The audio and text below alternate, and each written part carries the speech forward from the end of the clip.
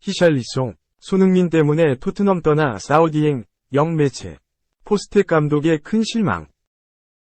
커트 오프사이드는 11일, 이하 한국 시간, 히샬리송은 올 시즌을 끝으로 토트넘을 떠날 수 있다. 토트넘을 떠나 새로운 도전을 할 수 있다는 가능성이다. 이 이유는 포스테코글루 감독 때문이다.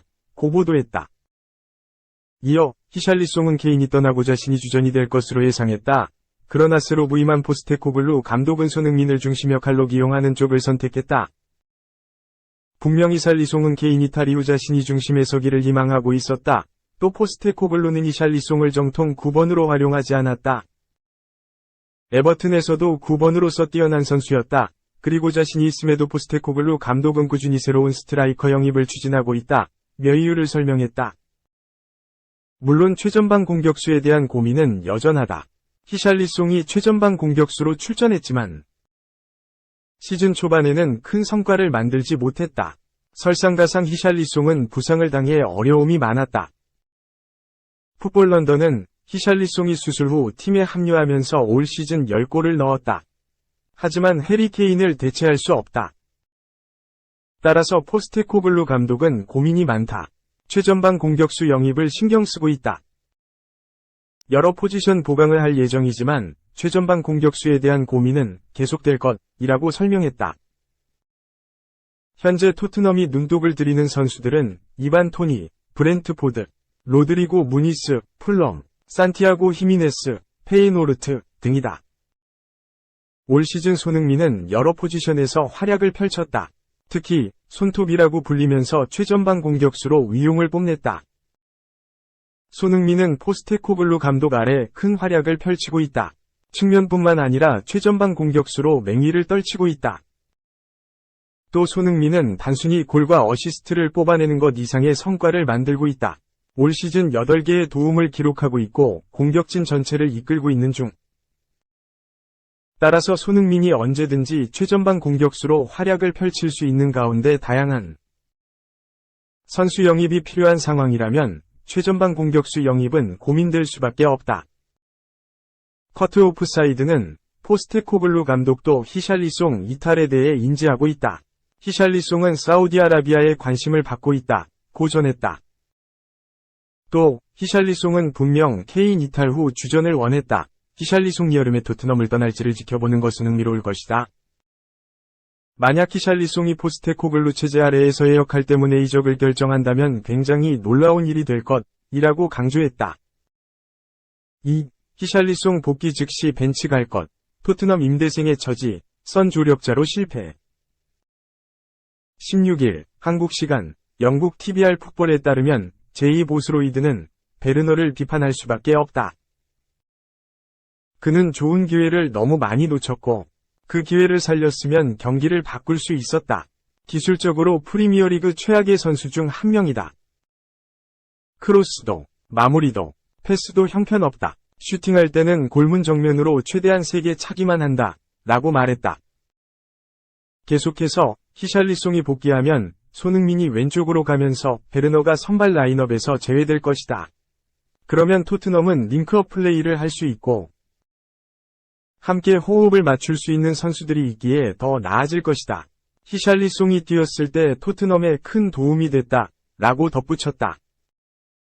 보스로이드는 과거 아스널 유스 출신으로 코번트리 시티, 울버햄튼, 카디프 시티, 퀸즈파크 레인저스 등 잉글랜드 무대에서 활약했던 스트라이커였다. 베르너는 겨울 이적 시장을 통해 라이프치히를 떠나 토트넘으로 임대 이적했다. 많은 활동량을 토대로 그라운드를 누비며 팀의 활력을 불어넣었다. 하지만 결정력 문제는 여전히 고쳐지지 않았다. 토트넘에서도 많은 기회를 잡았으나 지금까지 2골을 넣은 게 전부다. 직전 뉴캐슬 유나이티드전에서도 마찬가지였다. 전반 7분, 브레넌 존슨이 우측면 질주 후 크로스를 올렸다. 반대편에서 베르너가 쇄도하며 오른발 발리 슈팅을 했으나 크로스바 위로 높게 솟구쳤다. 전반 16분에는 손흥민이 환상적인 아웃프런트 패스를 내줬는데 슈팅 템포를 늦추면서 제대로 마무리되지 않았다. 마지막으로 전반 17분, 제임스 매디슨의 컵백을 노마크 찬스에서 골문 쪽으로도 차지 못했다. 공은 빗맞으면서 옆으로 흘러갔다. 뉴캐슬전 0에서 4대패는 여러 문제가 복합적으로 일어났기 때문이긴 하나, 베르너가 저 찬스들을 살렸더라면 다른 양상이 펼쳐질 수도 있었다. 베르너는 풀타임을 소화하긴 했으나 후반에 별다른 모습을 보이지 못한 채 마무리했다. 토트넘의 다음 경기는 아스널과의 북런던 더비다. 아스널전에서는 무릎 부상으로 이탈했던 히샬리송의 복귀가 유력하다. 보스로이드는 히샬리송이 센터 포워드에 배치되면서 손흥민이 좌측 윙어로 갈 거로 내다봤다. 그러면서 베르너가 벤치로 향할 거로 예측했다. 3. 첼시의 이런 복덩이가 오다. 팔머. 어느새 혼란과 EPL 득점왕 경쟁 중 리그 득점 공동 1위 등극. 글로벌 이적시장 사이트 트랜스퍼마켓은 16일 한국 시간 공식 SNS를 통해 EPL 득점 순위를 조명했다. 1위에 오른 선수는 엘링 홀란, 맨체스터 시티, 콜 팔머, 첼시였다. 두 선수는 이번 시즌 EPL에서 무려 20골을 터뜨렸다. 19골을 넣은 올리 와킨스, 아스톤 빌라가 한 골 차이로 3위였다. 알렉산더 이삭, 뉴캐슬 유나이티드, 모하메드 살라, 리버풀, 도미닉 솔랑케, 본머스가 17골로 공동 4위였다. 15골을 기록한 손흥민, 토트넘 호스퍼은 제러드 보얼, 웨스트햄 유나이티드과 함께 공동 7위였다. 공동 9위는 모두 잉글랜드 출신 선수들이었다. 부카요 사카, 아스널과 필포든, 맨체스터 시티, 이 14골로 기록이 같았다. 가장 눈에 띄는 선수는 팔머였다. 맨시티 유소년팀 출신인 팔머는 지난해 여름 이적 시장 때 첼시로 이적했다. 첼시는 4,700만 유로, 한화 약 695억 원을 들여 팔머를 전격 영입했다. 팔머는 한 시즌 만에 첼시의 핵심 자원으로 등극했다. 이번 시즌 팔머는 첼시 선수 중 리그 최다 득점자다. 지난 시즌 리그 38경기 38득점에 그치며 최악의 빈공에 시달렸던 첼시는 팔머 덕분에 공격력이 이전보다 강해졌다. 팔머는 컵대회까지 포함하면 41경기 25골 13도움을 기록하고 있다. 팔머는 16일 에버턴과의 2023-24 시즌 EPL 33라운드 경기에서도 빛났다. 에버턴을 상대로 팔머는 무려 4골을 넣으며 첼시의 6에서 0대승에 기여했다. 에버턴전 4골로 팔머는 혼란과 득점왕 경쟁을 펼치게 됐다. 4. 반전 또 반전, EPL 드라마 끝까지 간다. 영국 가디언은 올 시즌 프리미어리그, EPL, 맨체스터 시티와 아스널 리버풀 등 빅 3가 펼치는 선두 경쟁을 이렇게 표현했다. 시즌이 막바지로 접어드는 가운데 EPL은 선두가 또 바뀌었다. 최근 33라운드 경기에서 맨시티, 루턴타운전 5에서 1승만 승리하고 아스널, 에스턴 빌라전 0에서 2패, 과 리버풀, 크리스털 팰리스전 0에서 1패, 이 한 수 아래 팀에 나란히 덜미를 잡히면서 선두권 순위가 크게 요동쳤다. 아스널과 리버풀이 주춤한 틈을 타 3위였던 맨시티, 승점 73, 가 단숨에 1위로 올라섰다. 맨시티가 선두에 오른 건 지난 2월 24라운드 이후 약 2개월 만이다. 반면 아스널, 승점 71골 득실 플러스 49은 2위로, 리버풀, 승점 71골 득실 플러스 41은 3위로 한 계단씩 내려앉았다. 아스널과 리버풀은 32라운드까지 좋은 흐름을 타고 있었기 때문에 이번 패배가 더 아쉽다. 아스널은 11경기, 10승 1무, 무패. 리버풀은 8경기, 6승 2무, 무패를 질주 중이었다. 축구 통계 전문업체 옵타는 엇비슷했던 세 팀의 우승 확률을 재조정했다. 옵타 슈퍼컴퓨터의 분석에 따르면 맨시티의 우승 확률은 40.6%에서 70.1%로 커졌다. 대신 아스널은 30.3%에서 18.3%, 리버풀은 29.1%에서 11.7%로 줄어들었다. 그러나 어느 팀도 포기하기엔 이르다. 6경기를 남겨둔 가운데 여전히 세 팀 모두 우승 가능성이 있다. 한 경기라도 주춤하면 순위는 곧바로 뒤집힌다.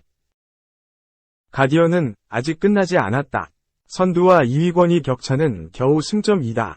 1971에서 72 시즌 이후 52년 만에 막판까지 3팀 이상이 우승 경합을 펼칠 수 있다. 고 전했다. 옵타 역시 31라운드 직후만 해도 우승 확률이 리버풀 45%, 맨시티 33.6%, 아스널 21.4% 순이었다. 몇 순위 변동 가능성을 열어뒀다.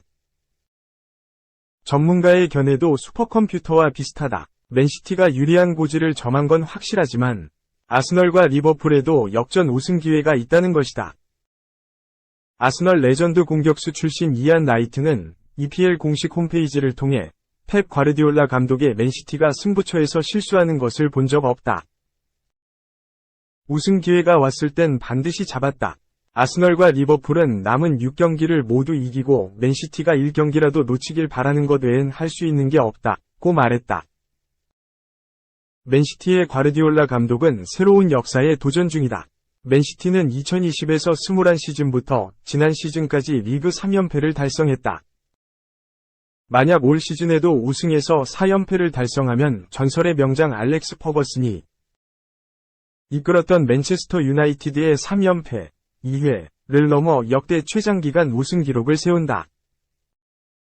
반면 잉글랜드 국가대표 공격수 출신 마이클 오웬은 아스널과 리버풀도 선두 탈환의 기회가 한 번은 있을 것이라고 내다봤다.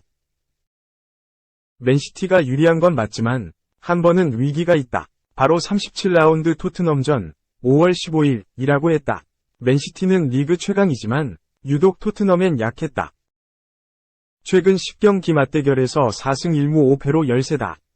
특히 토트넘의 캡틴 손흥민은 맨시티를 상대로 8골 4도움, 16경기를 몰아친 맨시티 킬러다. 미켈 아르테타, 스페인 감독이 이끄는 아스널은 2003에서 4시즌 이후 20년 만에 우승을 노린다. 올 시즌을 끝으로 물러나는 위르겐 클롭, 독일 감독의 리버풀은 아름다운 이변을 준비 중이다.